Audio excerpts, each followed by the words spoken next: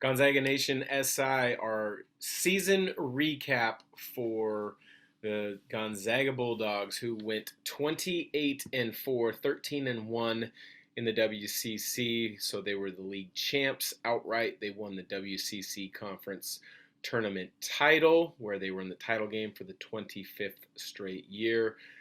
Then they advanced to their seventh straight Sweet 16 after an opening round win against Georgia State and a second round win in a hard fought game against Memphis. They fell short against Arkansas 74-68, where Arkansas um, executed their game plan extremely well. They executed their game plan.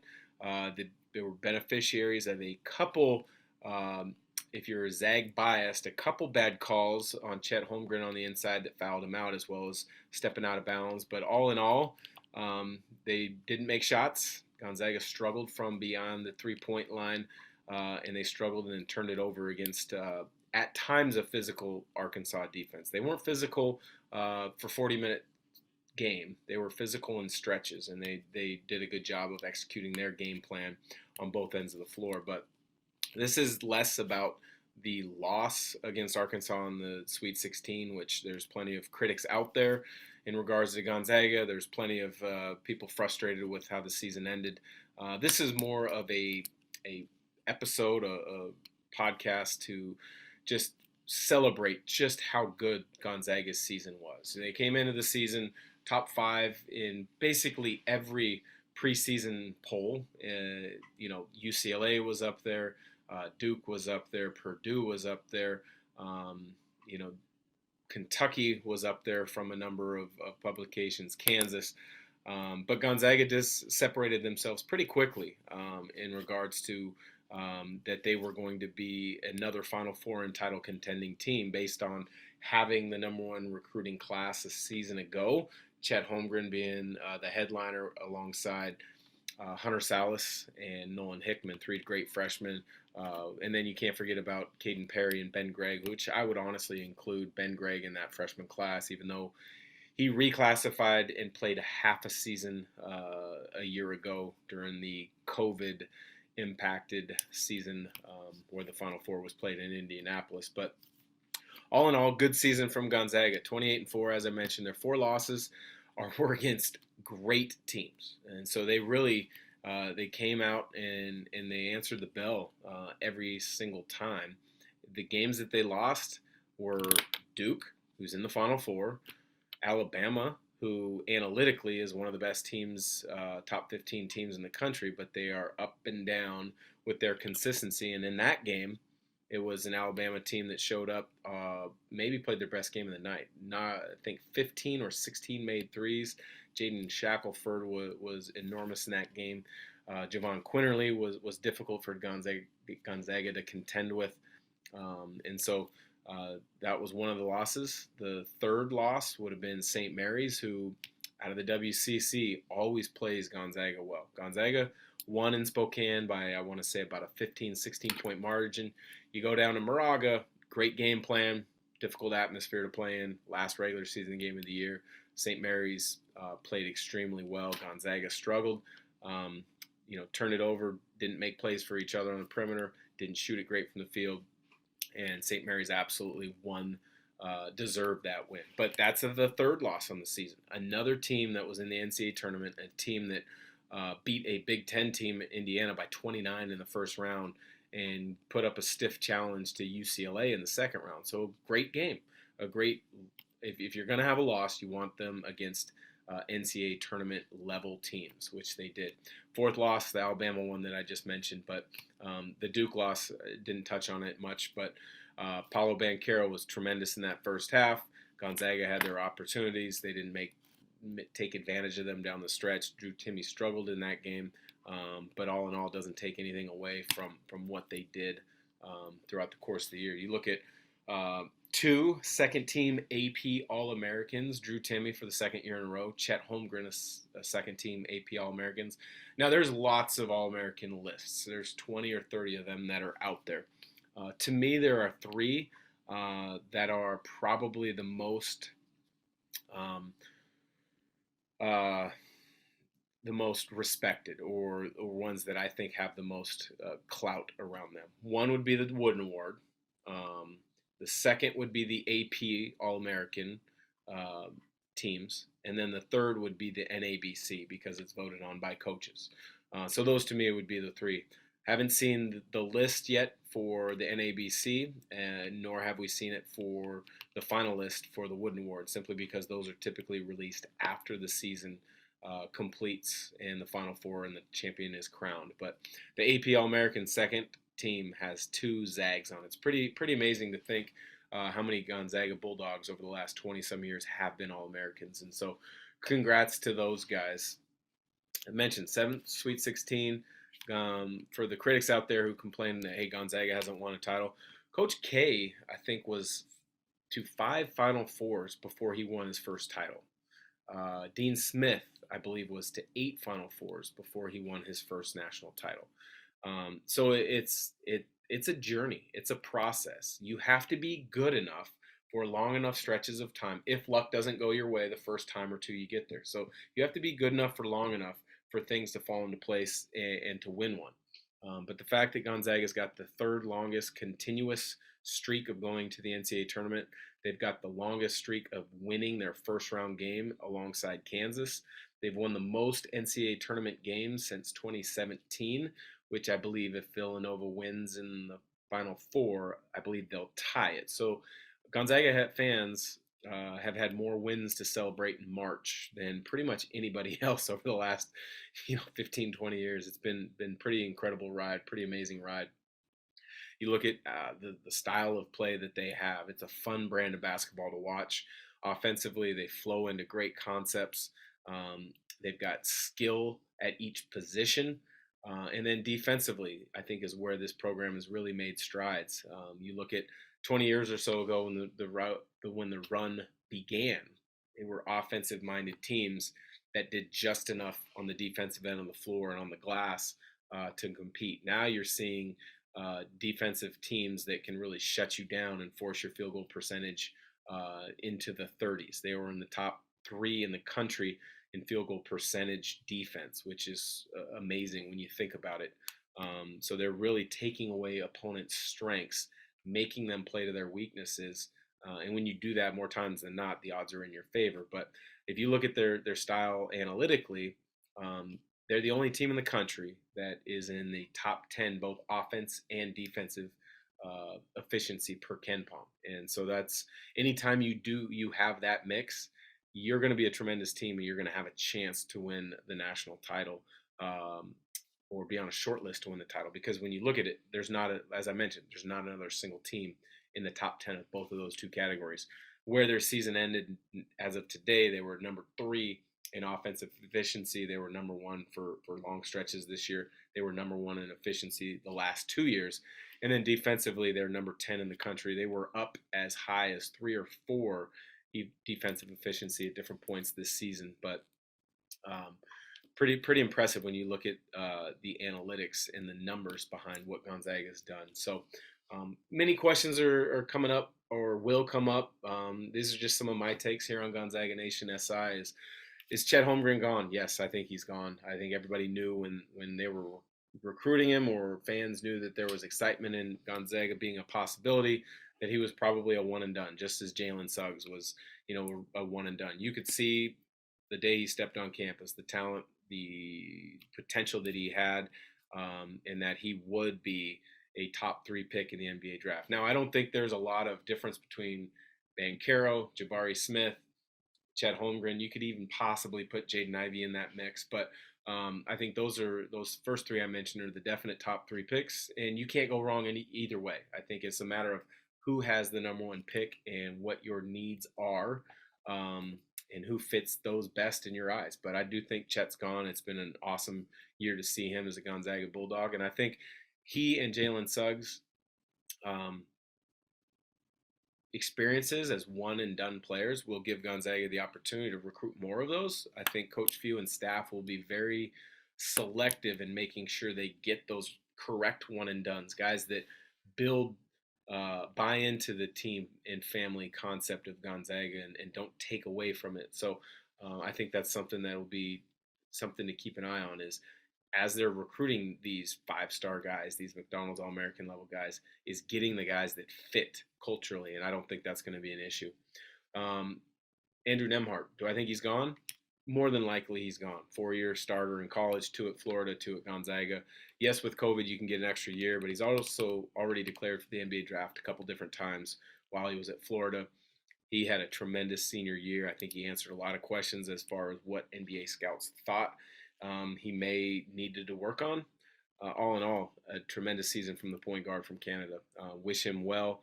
If he comes back, that would be an amazing testament to him wanting to have an extra year in Spokane and with Gonzaga. The other guy that's getting, going to have to go through the thought process would be Rasir Bolton. He's probably gone, would be my estimation, and the fact that, he does have that COVID year left, spent a couple years at Penn State and Iowa State, but that COVID year kind of throws things in flux. He came over, he fit in perfectly. He was tremendous on the offensive end, shooting it in the 40 percentages from the three. He's a great defender. He's a great secondary ball handler, initiating offense. He was great in the community. I can't think of a better grad transfer or one-year transfer than Rasir Bolton. And Gonzaga's had a lot of them. Byron Wesley, Ryan Woolridge, so many of those guys. Geno Crandall just fit in so well. But I would imagine he's gone, but I hope he's back because I think he'd be great. A great re-addition to the program. Drew Timme is the biggest one. Everybody's going to be asking this, and everybody has asked this throughout the year. Will he stay? Will he go? What are the NIL implications now that college guys can make some money? Because he's making a lot of money. I think in talking to Drew a few different times, but never in depth on this, I think with the NIL, it opens up the door for guys in his position to not have to chase the money. He loves college basketball. He loves Gonzaga. From what I know, he loves Spokane. Why wouldn't you want to come back and play another season for the Zags if you don't like where your projections stand professionally, especially now that you can make a tremendous amount of money as a college student athlete? He's going to make a bunch of money regionally and locally. He'll also make a lot of money nationally. And so what he has to kind of figure out in his heart is, where are my true evaluations coming in at as far as where I could or may be drafted? And is that worth going for that now, as opposed to probably being in the same place next year draft-wise? Weighing those two out, because I don't think what you're going to see is every evaluation that he received last year, he worked on those perceived weaknesses. He improved in them. 3-point shooting, even though it didn't show statistically, or the fact that he shot a lot, he did improve on those. But that's a lot because Gonzaga didn't want him to shoot or ask him to shoot, and he realized that's not where his strength lied with this Gonzaga team, as well as guarding in switches and pick and roll type situations on the perimeter. I do think he got better at it over the course of the year, and that's something that NBA teams need to see out of that 4 and 5 position, because they play with the floor so much more spaced and attack you even more off the bounce than they do in college. But again, I see scenarios where he stays. I see scenarios where he goes.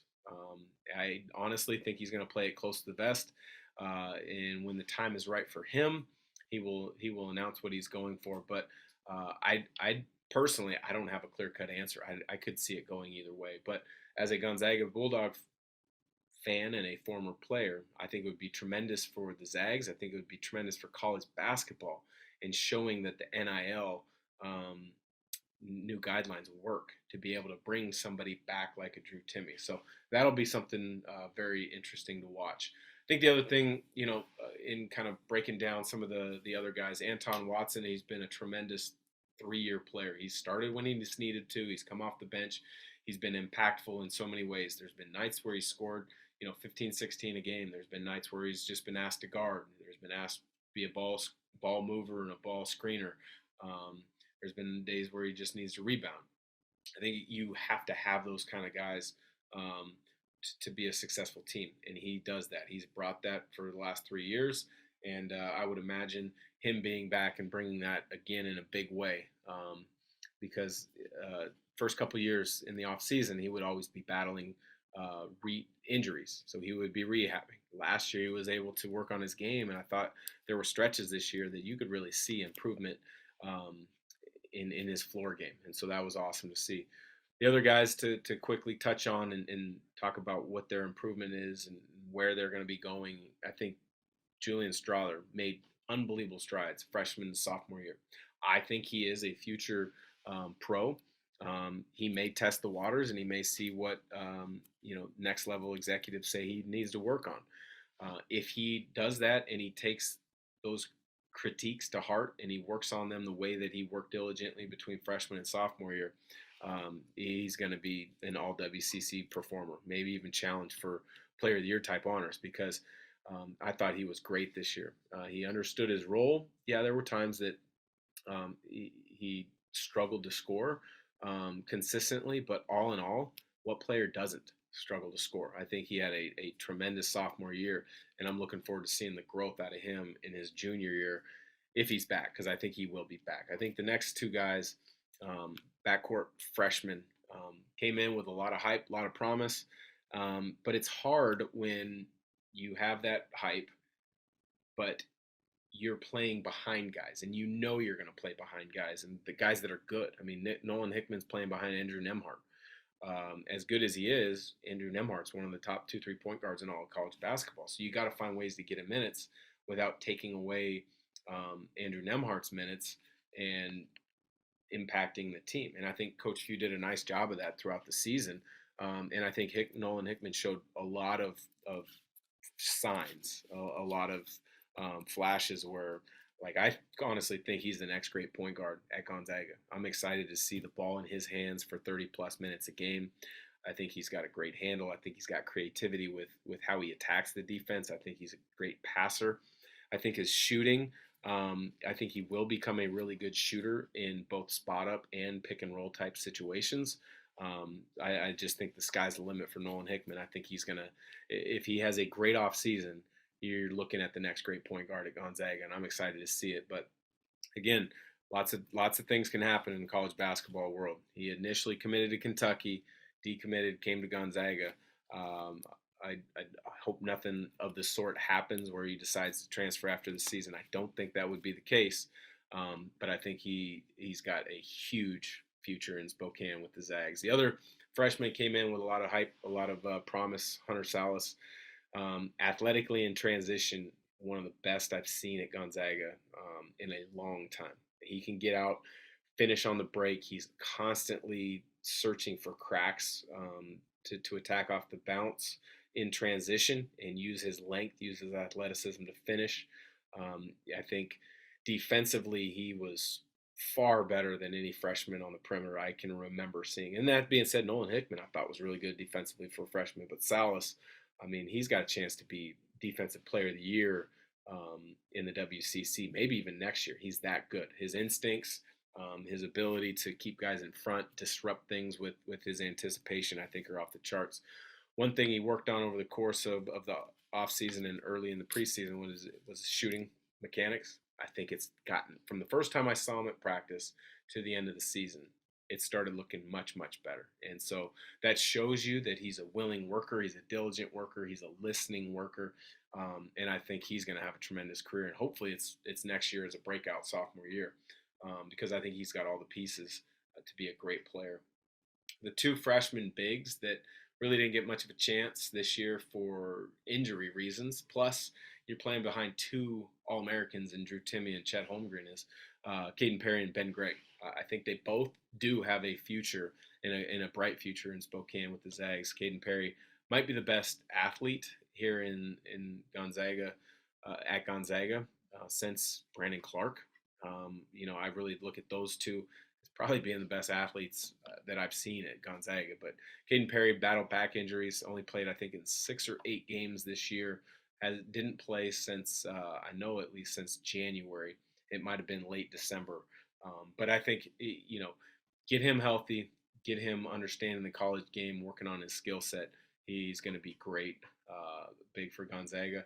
And then Ben Gregg, Yes, he was on Gonzaga's team a year ago when they played Baylor in the Final Four, but he had to reclassify to do that because his high school season in Oregon wasn't going to happen. He wanted to graduate early and take advantage of the ability to be with Gonzaga early, learn, train, get better, immerse yourself in Gonzaga's system. So I think that benefited him. I think the thing this year is, again, stuck behind two All Americans, which is difficult. And he also battled a few injuries here or there. I think that he plays with a motor. I think he's got the ability to pick and pop at times. He can shoot it from beyond the 3 point line, which is always something that is definitely looked for in Gonzaga's bigs. But he doesn't shy away from contact. There's plenty of times that he'll be the ducking guy on the weak side, and he's creating the contact, and he's searching out the contact. And so I think he's got with another great offseason of work, he's got a bright future in Spokane. But the one thing that is needed to keep an eye on is the transfer portal. There's over 1,300 players currently in the transfer portal. Gonzaga's worked it magically over the last few years with who they bring in, guys that buy into being a Gonzaga Bulldog and buy into what their roles will become. And this may be a year where Gonzaga takes 2 or 3, as opposed to in years past, maybe they only take 1. We'll have to see how that shakes out. But I'm sure that there will be plenty of interest of the really good players in the transfer portal to be a Gonzaga Bulldog. Coach Few and staff will sort it out and get the right guys to Spokane. But I think you got to find an experienced big or two, somebody who, if Chet and Timmy are both gone, again, that's one of the question marks. If they're both gone, you probably need to replace one with 1 or 2 experienced bigs in the transfer portal. Guys who've got size, who've been there, who've played in big games, and they had success in big games. And the nice thing about college basketball is you don't have to sit out a year. There's parts of me that absolutely disagree with it, but then there's also parts that I understand with the nature of amateur athletics and how it's viewed and the NIL rules. That it's a necessary right now is that you get that one-time transfer rule where you don't have to sit out. So all in all, tremendous season for Gonzaga. Came in off of a season ago where they undefeated, lost to Baylor in the title game. Very high expectations once again. And I think they had a tremendous season. They lived up to a lot of those expectations, but unfortunately for many people, if you're not cutting down the nets, it doesn't matter. And it's only a matter of time before Gonzaga does cut down the nets at a Final Four. And you just have to be good enough for long enough where something falls your way and the breaks go your way. And that will happen for Gonzaga at some point. But to wrap up the 21-22 season for Gonzaga, tremendous. 28-4, 7th straight Sweet 16. Look forward to bringing some off-season content, some player reviews, and some outlooks when transfers happen, some outlooks as far as big picture landscape of college basketball. So for Gonzaga Nation SI, thanks for listening. Like, subscribe, and review.